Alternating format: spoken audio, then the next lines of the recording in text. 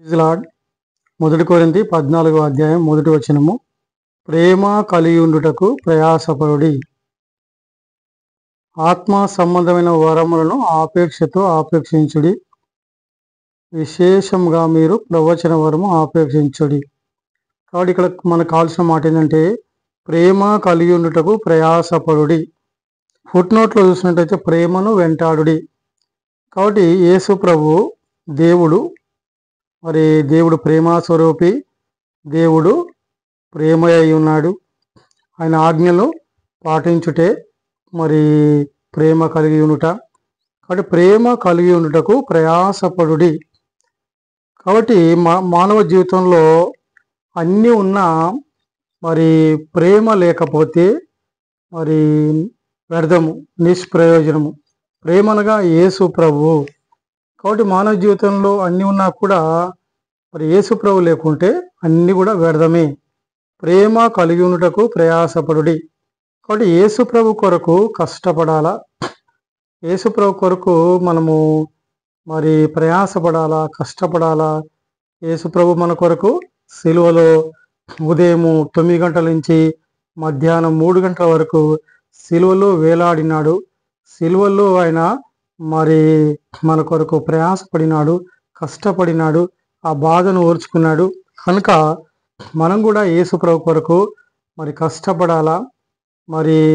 మొదటిగా మానవ జీవితంలో దేవుని కొరకు కష్టపడాలా, దేవుని మందిరం కొరకు కష్టపడాలా, సువార్త కొరకు కష్టపడాలా, పరిచర్య కొరకు కష్టపడాలా, సమయం దొరికినప్పుడల్లా కష్టపడాలా. కష్టపడడం ద్వారా మనకు ఆరోగ్యం వస్తుంది, కష్టపడడం ద్వారా మనకు ప్రతిఫలం వస్తుంది, కష్టపడడం ద్వారా మనకు సమాధానం వస్తుంది, కష్టపడడం ద్వారా మనం ప్రతిఫలం పొందుతాం.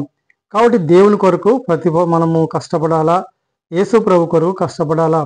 యేసు ప్రభు మన కొరకు కష్టపడినాడు, సిలువను మోసినాడు, సిలువలో వేలాడినాడు, మన యావత్ బాధ భరించినాడు, మన శ్రమంతా భరించినాడు, మన శిక్షను భరించినాడు, మన కొరకు గాయములు పొందినాడు, మన కొరకు నలగొట్టబడినాడు, మన అతిక్రమ క్రియల కొరకై ఆయన గాయపరచబడినాడు, మన వ్యసనాలు సహించినాడు, మన సమానార్థ శిక్ష అతని మీద పడినది.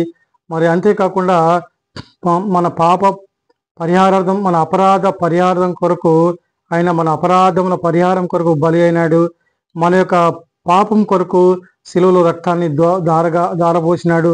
మన దోషముల కొరకు నలగొట్టబడినాడు, అతిక్రమాల కొరకు గాయపరచబడినాడు, మనం స్వస్థత కలగడానికి ఆయన దెబ్బలు పొందినాడు.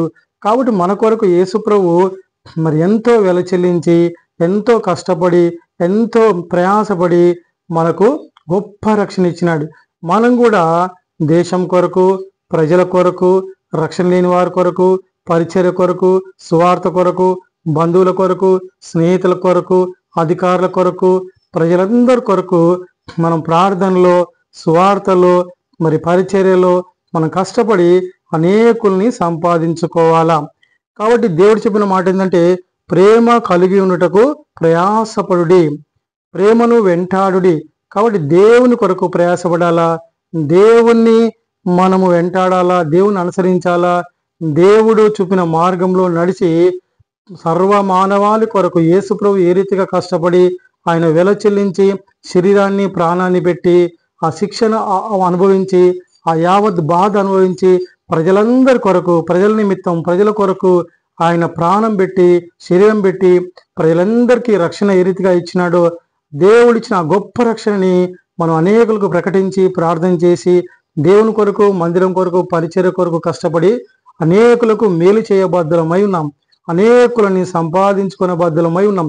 కాబట్టి మనం యేసు ప్రభు కొరకు కష్టపడాలా, తర్వాత మందిరం కొరకు కష్టపడాలా, తర్వాత పరిచర్య కొరకు కష్టపడాలా, సువార్త కొరకు కష్టపడాలా, మన కొరకు కష్టపడాలా. మనము కష్టపడి ఈ శరీరం కష్టం చేస్తే మనము ఎంతో ఆరోగ్యంగా ఉంటాం, కష్టం చేస్తే ప్రతిఫలం వస్తుంది.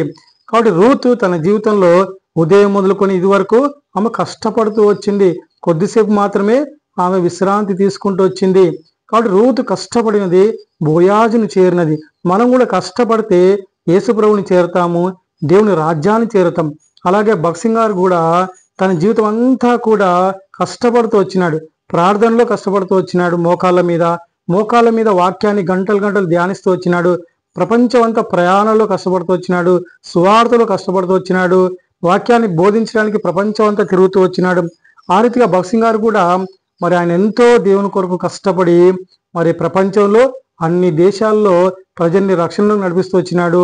దాదాపు ఆ కాలంలోనే, ఆయన ఉన్న కాలంలోనే 10,000 సంఘాలను కడుతూ వచ్చినాడు. ఆయన జీవితం అంతా కూడా మరి కన్నీళ్లు మరి ప్రార్థన చేస్తూ వచ్చినాడు. మోకాలను కష్టపడుతూ వచ్చినాడు. శరీరాన్ని కష్టపడుతూ వచ్చినాడు. సువార్త దండయాత్రలు చేస్తూ వచ్చినాడు. ప్రపంచం అంతా ప్రయాణాలు చేస్తూ వచ్చినాడు. ప్రపంచం అంతా సువార్త దండయాత్రలు చేస్తూ వచ్చినాడు. ప్రపంచం అంతటి కొరకు ఆయన ప్రార్థనలో కష్టపడి కన్నీళ్లు కార్చి మోకాళ్ళ మీద ప్రార్థించి అనేకుల్ని దేవుని వైపు తిప్పుతూ వచ్చినాడు. నరకంలో నుంచి, అంధకారంలో నుంచి, చీకట్లో నుంచి వెలుగులోనికి నడిపిస్తూ వచ్చినాడు. మనం కూడా ప్రభు కొరకు కష్టపడి ప్రతిఫలాన్ని, మేలుని పొందబద్దులమై ఉన్నాం. కాబట్టి ప్రభు కొరకు మనం కష్టపడాలా, మరి ప్రతిఫలాన్ని మనం పొందుతాం. దేవుడి వాక్యము దీవించును గాక. ఆమెన్. Praise lord.